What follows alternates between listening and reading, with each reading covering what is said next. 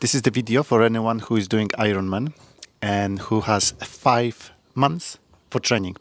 Leila, what do you think about the Ironman training? Meet Joanna, my wife. She's doing Ironman third time now, isn't it? Yes, that will be my third one. It's your third one, and then she asked me to help her with the programming. So there we go. So we've got 5 months, 22 weeks, or 160 days. So it's almost six months. What Ironman is that, Joanna? So I signed up for Ironman Portugal on 19th of October. And it's a little bit hilly cycle. So I'm kind of a little bit worrying about it because the previous one I meant to do was flat. So I was training for flat. So now I need to change, I think, my strategy. So before starting, what's your base at this moment? Are you going from zero or you already got some preparation this year? So I've been trying to do 2 swims, 2 cycles and 2 runs per week. But swims probably I manage most of the time twice per week.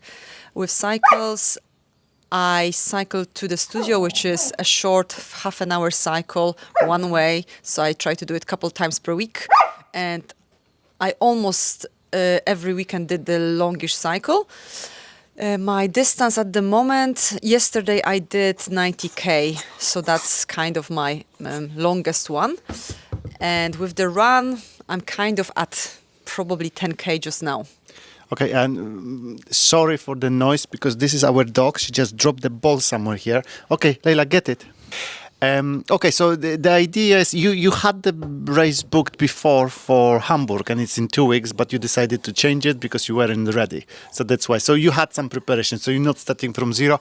I would never recommend anyone training for full Ironman from the scratch. Probably the easiest, the best way is to sign up for a sprint. Do a couple of sprints 1 year and maybe finish with Olympic. The next year would be aim for half Ironman distance, and then the third year do the Ironman. I know a lot of you will go straight into Ironman, but it's possible, but it's not optimal. Okay, so let's have a look. We are in May at this moment, and we've got 5 months to go. Recently you done Caledonia Sportive, which is 90K. But how I like to start doing this, it's from the back. So you are programming from the back. So let's move. We've got little calendar here. So that's the great way you can... Let's go from the very back. It's Saturday, 19th of October, and this is your race week. So from the next Saturday, so from 12th, you are doing like a race week, and we'll cover this later. It's like basically during the race week is the last day of taper, so you do minimal. Now you're going back another 2 weeks. So from your event, you go 3 weeks back. So it's the 12th, 5th, and we are on 28th, and this is where your taper would start, the full taper. So shall I put it on Sunday? Yeah, put the taper on Sunday. So basically the taper is you gradually decreasing the load. You are doing less and less volume. You're trying to keep the intensity probably high. So the idea is that you are training less and you recover, and then on the day you're feeling amazing. That's the plan. And you know that the taper is done well, that if in last week you're feeling like you cannot really wait. Being on taper feels weird, isn't it? Yeah, it feels like you feel sluggish and you feel like, why I'm not doing more? But this is how you should feel, because you should preserve the energy for the event, for the Ironman. Some people want to try themselves during this week or during the taper, but this is the worst idea ever. Never do this. Now, your biggest things should be 3-4 weeks before. So we've got here on 28th, which is Saturday, 3 weeks before, Joanna got the plan long cycle. So this will be I would probably move it 1 more week back. Here, you think? Maybe, but it's like it's here. It's as well. This is what we done many times. So 3 weeks before, you've got the big long cycle. Actually, I found the sportive on the 22nd in the area. Which So this would be probably better. Yeah. I would think that. So it's like on 22nd there would be a sportive. But I was thinking there's a 100-mile one, so that's what I was thinking. to sign up. That's a good idea. We can do that, and then this will be our long weekend basically. There are people who doing like a long weekend and they do everything at once, but I don't like this idea. It's better for me to. Oh, and this is the cat. Yeah, we are living with a lot of animals. Yeah, this is Tango. Say hello to Tango. So you've got the sportive 3 weeks before on 22nd. Or it's actually 4 weeks ago. 4 weeks before the event, isn't it? 1, 2, 3, 4 weeks long. So you can probably long run week before that, Week before, okay. or in the same one. If you feeling you could I do. do have an event, a dance fitness event, so that's my another So problem. optimally, I would do probably a run on Saturday and then long cycle on Sunday. But if you got event, you have to kind of do it around your life. So do the long run week before. So what are you suggesting for long run? I would go around 30K? 70%, no more than 70% of your maximum. So it's around 30K, yes. And the idea is it's the time on your feet, not necessarily the distance. So you need to know what you're aiming for. If this is you already done Ironman before, what's your timing? What your times? Swim? My first one I did in 13 hours, just Swim in 30 hours. No, hour 20. 1 hour 20, and then your bike was I think 6 hours, maybe 6 something, and then you run 5 hours, I guess. 5 hours. So it's all depends of how the thing is structured, because obviously the Hilly Ironman is harder and it's going to be slower, like Wales, for example, which we done last year. But you can think about if you got the long run and you want to do 5 hours run on the event, I would go 70% from this, so it will be probably 3 hours 40 minutes, something like this. And it's you staying in the zone 2, so you trying to be able to breathe through the nose on this run. Because remind you, in the Ironman we run quite slow, and unless you are a pro, the run won't be very fast, and you do a lot of walking. Zone, you said, sorry, zone Zone 2. 2. Yeah, and you can even add some walking there. If you need to walk the hills, okay? And then probably on the same week, you could do a swim as well. So long swim. Do you think, because I kind of penciled my long swim 2 weeks before the race. Yeah, but with the swims, you can do it like a few times. So you can do this 2 weeks before, but you can also do it in this long week here. So you can do longer swim. The swim is the shortest thing of Ironman. It's only 3.8K, so it roughly takes an hour 30. So it's not massive. You just want to be comfortable swimming. So now, shall I think about doing a middle distance at some point? Because I've got obviously the full race.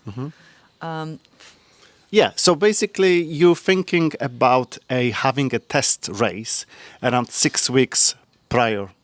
6 weeks would be probably the best and most optimal. Do you know when we've got the Aberfeldy? There's a Aberfeldy race in Scotland, which is middle distance, and this is 18th. Okay, so this is like a more than 6 weeks. This is like a nine weeks, isn't it?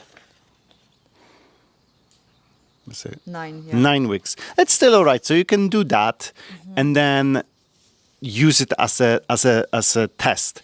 So again, when you're doing those races, like a test races, you're not going there to win, or you're not going there to have the best performance ever.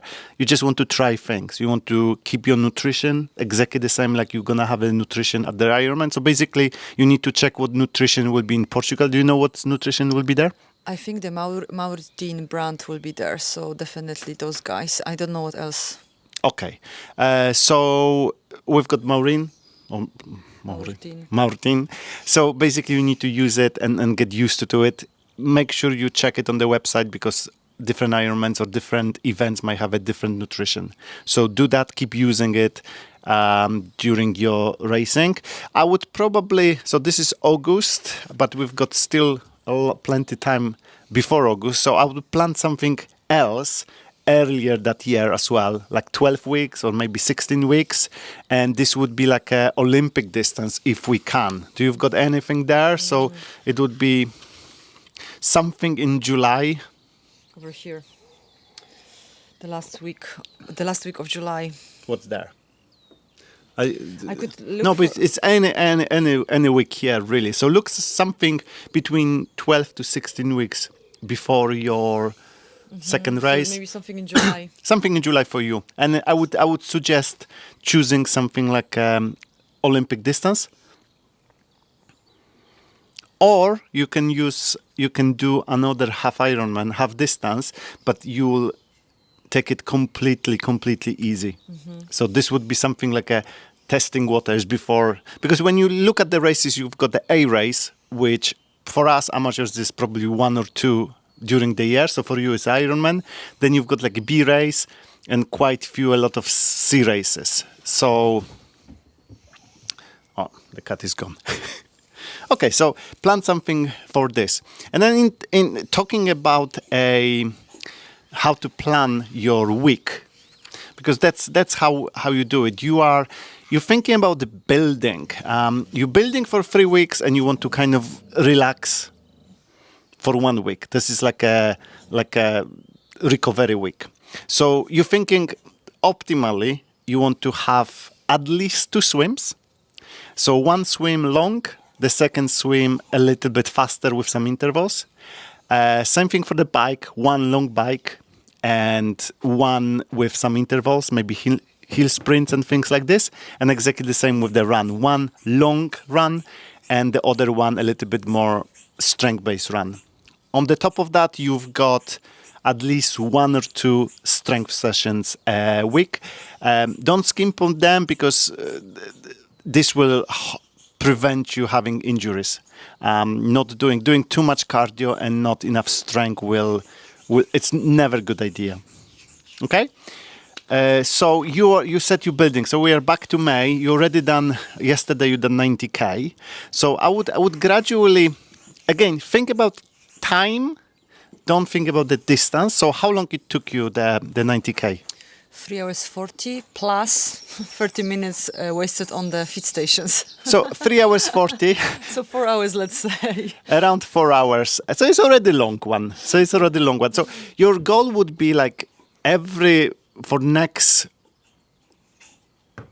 3 weeks or 2 weeks, add another 20-15 minutes to that. So I like to do it that on weekends we've got the long distance things and slow, zone 2, and then during the week you got a little bit faster. This works much better for those who working full time. So you're basically increasing the time. Maybe I wouldn't do increases by 15 minutes probably. And then every 4th week you do some kind of recovery. So you do much less. So let's say you finish with 4 hours 15. On the recovery week, you would do like 3 hours. And then next week, you do the same, doing a little bit more. Right? The same thing would happen with the run. So your long run will be on Saturday. Yeah.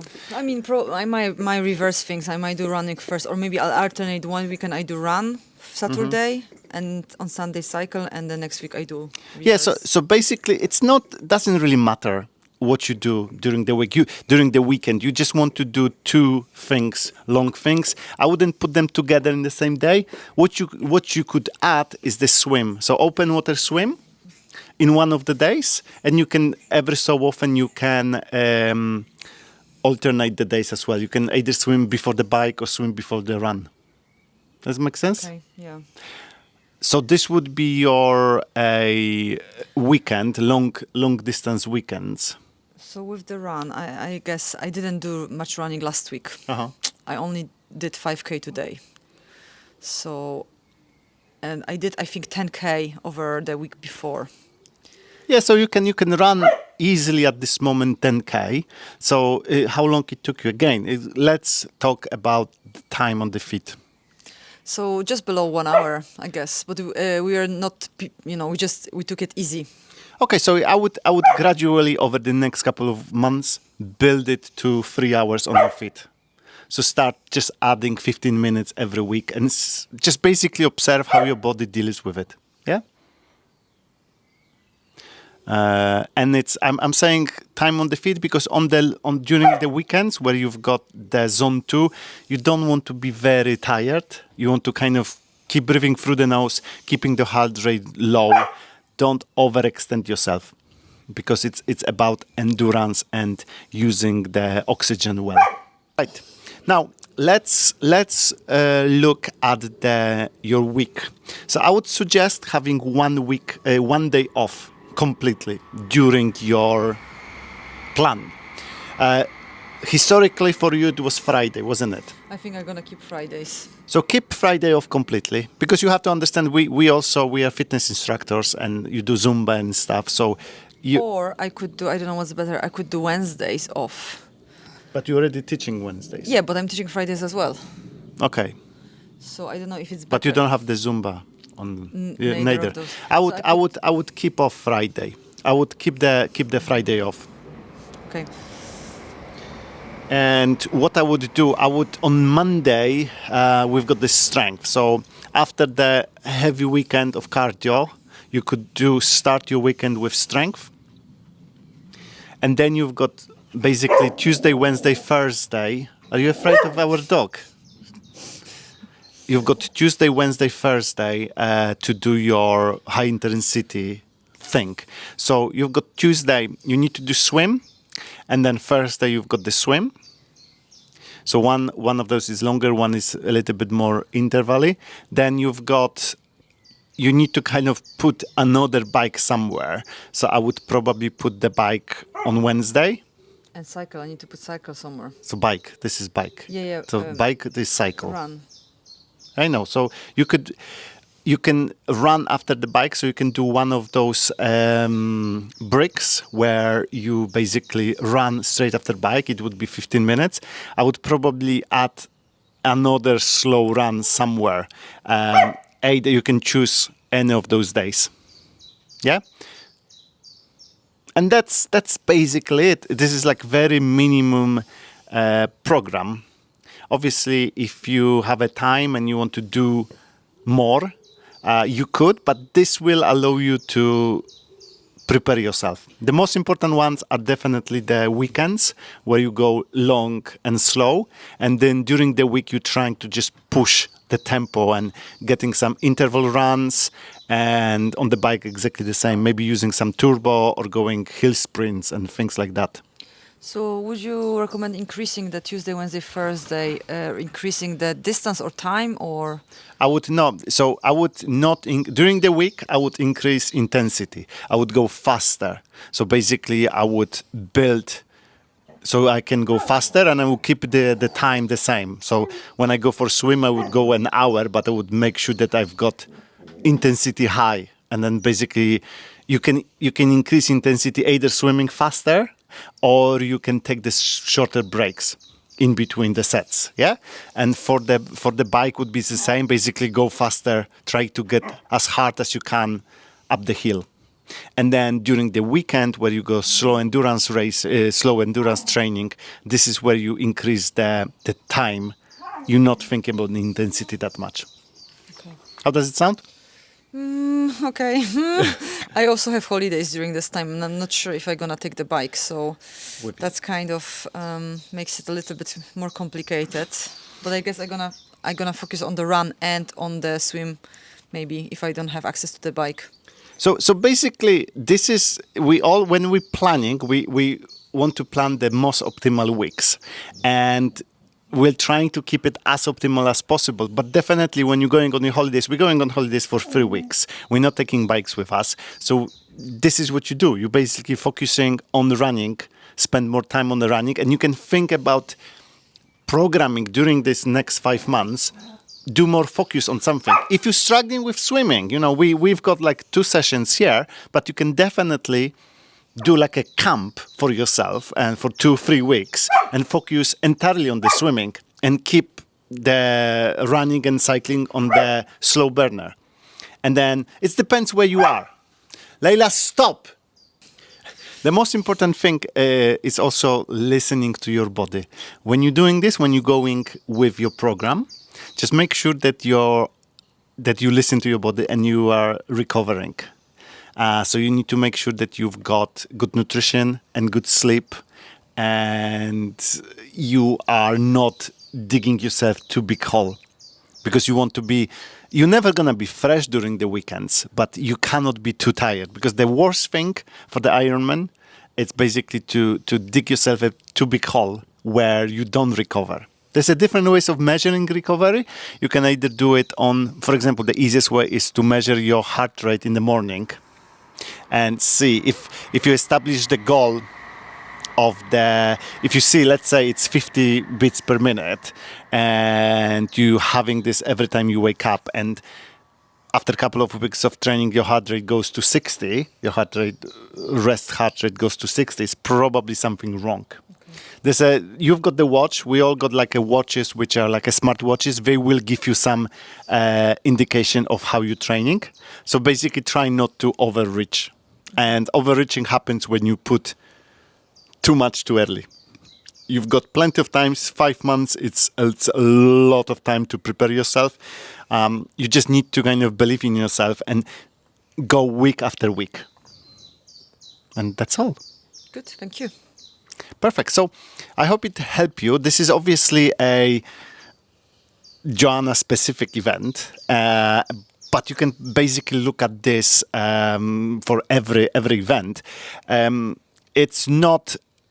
Just mind you that we are not trying to win this Ironman. We're just trying to finish. Maybe we'll try to get the best time for Joanna, but in the same time, we want to keep it sustainable, that she can still do things she does for a living, which is Zumba and coaching.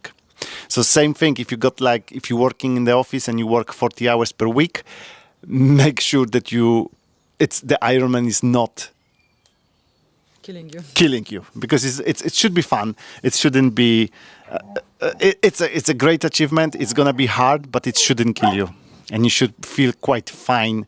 And I believe that most of us can do it. But again, do it slowly. Build your base slowly. Okay, that's it. If you got any questions, let me know. Thank you, Leszek. Enjoy, Joanna.